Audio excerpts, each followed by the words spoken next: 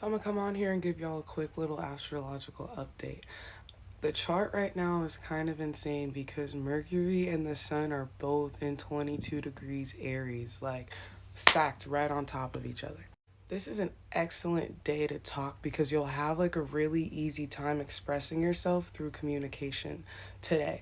Now, keep in mind that Mercury is retrograde. So the communication is going to come from the topics that have kind of been stewing on a while in the back of your head, issues that you might have, traumas that you could be dealing with. Be expecting to open up around somebody close to you, or maybe even having a conversation with yourself standing in the mirror at some point where you're literally just venting out emotions that could have been harder for you to comprehend at one point, or aspects about self in your experience that could have been hard for you to comprehend at one point. A lot of that is going to be coming to the surface, I want to say, throughout the rest of this week. Give it 2-3 days. If you are around trusted individuals or if you have some alone time, this is a perfect opportunity to get up in that mind space and really communicate what the fuck is going on. It's beautiful, and I really wish we could experience this energy without the retrograde aspect. That's why I kind of put emphasis on the fact that like these are going to be things that you're kind of already aware of, that you've been stewing for a while, and the communication of these ideals is going to be effortless. And as you can see, like it's crazy to look at because I know that all of these energies have been here for a while, like Chiron and the North Node, followed by Venus not too far behind. But I mean, the 0 degree Gemini moon is kind of wild. So with Chiron the Wounded Healer pulling up to the function, like I said, you can be expecting to evaluate some of those past traumas, those emotions, those triggers. You could even be put in situations or conversations, like I was saying earlier, where you're forced kind of to address some of that shit.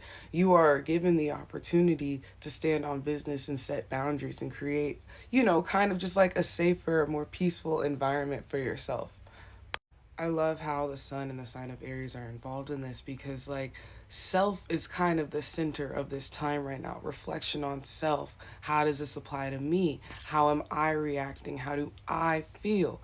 It's it's about kind of making choices and decision for the best of self, taking care of oneself, honoring oneself, protecting oneself. But that can look so different depending on the type of person you are, depending on what you're striving toward, and it's going to be kind of about evaluating and then finding those differences and then going toward things that align with whatever we're pursuing. But the reason I think the Gemini moon is so funny, especially at 0 degrees, is because I have a Gemini moon. And that type of energy, like when you're not emotionally mature or emotionally, what's the word? I'm just going to say emotionally educated, but able to kind of communicate your emotions, to process, feel, digest, and then share. When you're in unhealed Gemini moon energy, you don't share nothing, you get mad for no reason, you're avoidant, you leave. Like that's the type of energy, okay, unhealed Gemini moon is. So this energy over the next couple days is going to be an opportunity for a lot of people to again process and communicate emotions that they might not have addressed up until this point, okay? There is gonna kind of be this energy. You're gonna feel like, okay, should I be feeling this? Don't overanalyze. Don't overanalyze because that's another detriment of having a Gemini moon. Sometimes instead of just allowing ourselves to feel it, we'll just think it. And honestly, that's like air moons. That's air moons, period, but also like Capricorn moons too.